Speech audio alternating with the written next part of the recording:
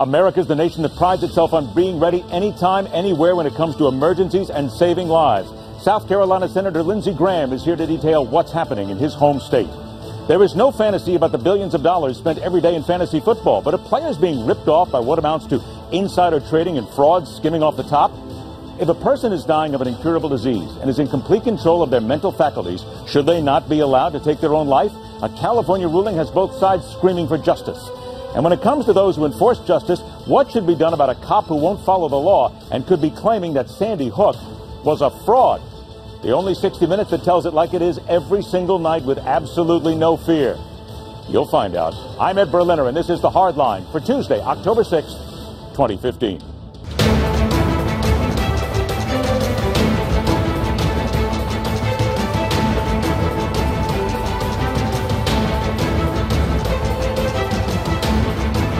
We have a shelter set up in place to help those that have been impacted by a recent dam that broke here in Columbia, South Carolina. We're expecting to see hundreds of residents come here.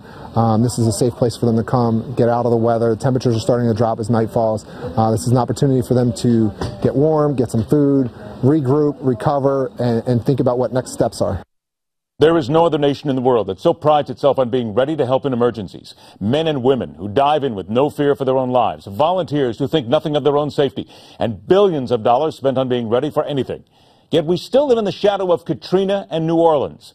What's happening as we speak in South Carolina has to force us to once again demand an answer. Are we as prepared as we hope to be? Or are we kidding ourselves when it comes to dealing with Mother Nature?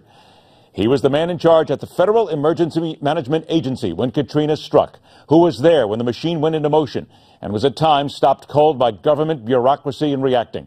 Now afternoon radio talker weekdays on 630 KHOW in Denver, Colorado, Michael Brown. Mike, it's always a pleasure to talk to you. Certainly, I wish we were talking under better circumstances, but the pictures that we're seeing from South Carolina right now are devastating.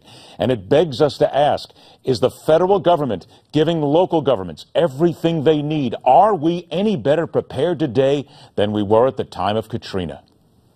We're not any better prepared than we ever were, Ed, but I don't want to put all the blame on the federal government. In fact, let me start with something that I think is the gospel truth.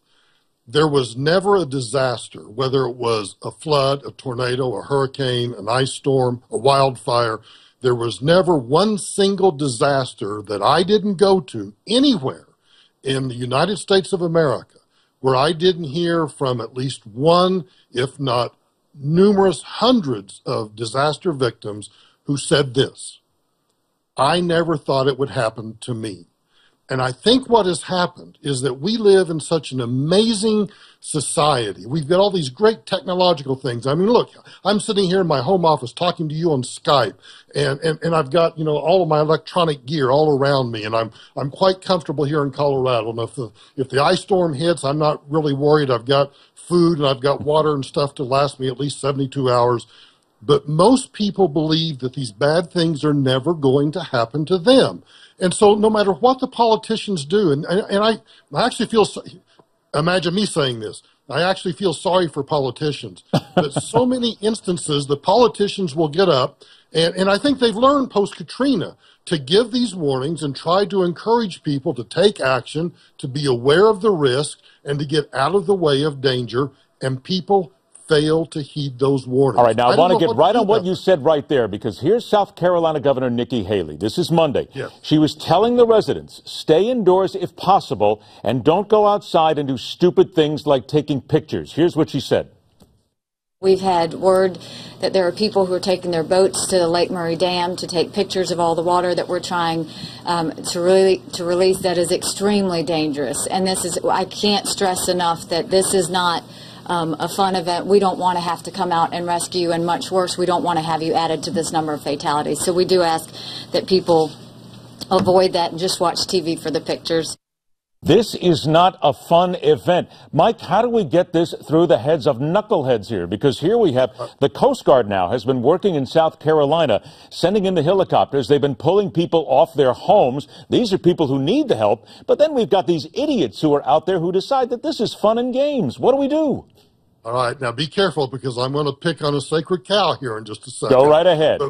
But first and foremost, she is absolutely right.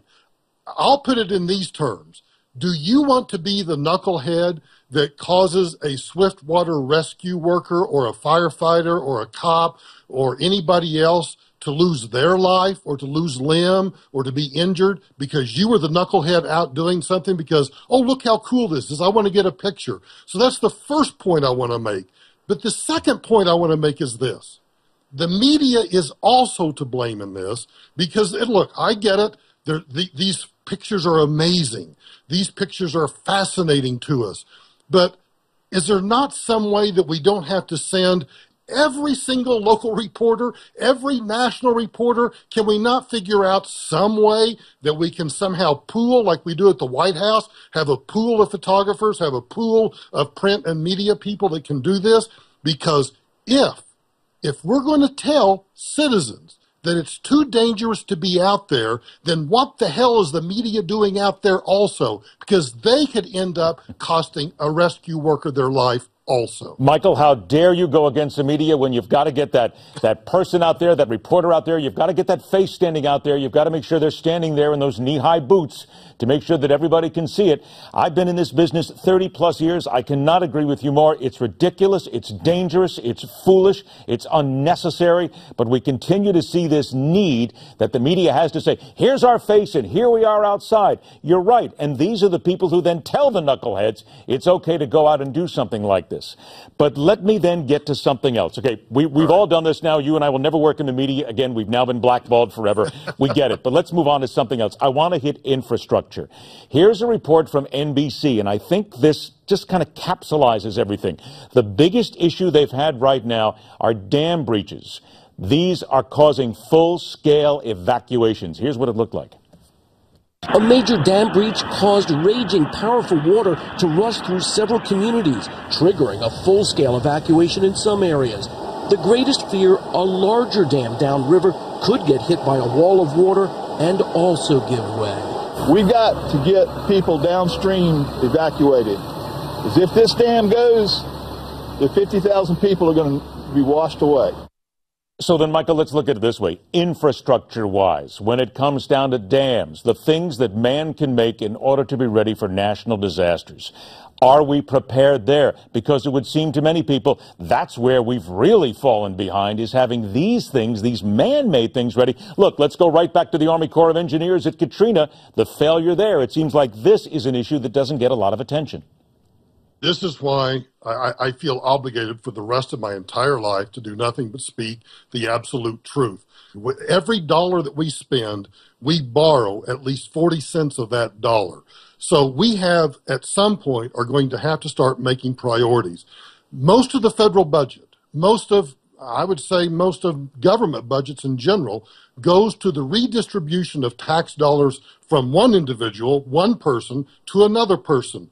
We're not spending tax dollars on roads, highways, dams, bridges. We're not doing the electrical grid. We're not doing any of these things because we're such bleeding hearts that we believe that it's more important to make certain that somebody has, 2 years of unemployment insurance as opposed to maybe 2 months of unemployment insurance. So at some point, we're going to have to make some priority decisions. We're going to have to decide.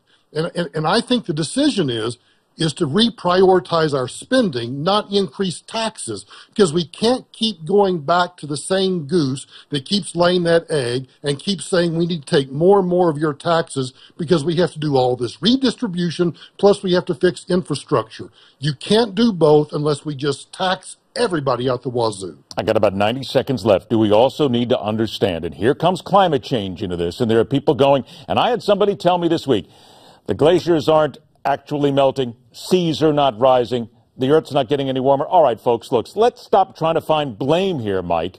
But do we need to understand that the planet is changing? And if we're going to create plans, we need to take into account what is happening to the planet, what is happening to the various Mother Nature elements here, and put that also into a preparedness plan.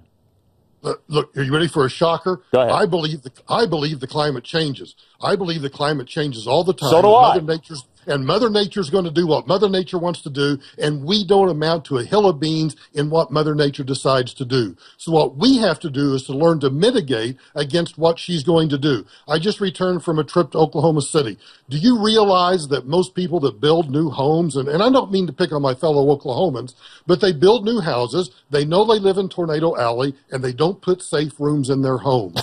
We have people that continue to build these beautiful homes on the beaches. Guess what, folks? You're going to have hurricanes. You're going to have storm surges. We continue to have people in Colorado that build beautiful, incredibly expensive homes right up against the national forest. Okay, I'm all for you doing that. I have no problem with that. But you've got to learn to mitigate against what Mother Nature is going to do. And understand, Mother Nature one day will just flick us off her shoulder, and she will say, I'll just start again, boys and girls. Don't worry about a thing. Michael Brown, 630 KHOW, along the Front Range in the Rocky Mountain. Always a pleasure to have you, Michael. On the ground in South Carolina, trying to save lives. Momentarily, we'll be joined by South Carolina Senator Lindsey Graham, who brings us up to speed. That's when we continue, right here on the fastest 60 minutes in news, the Heart.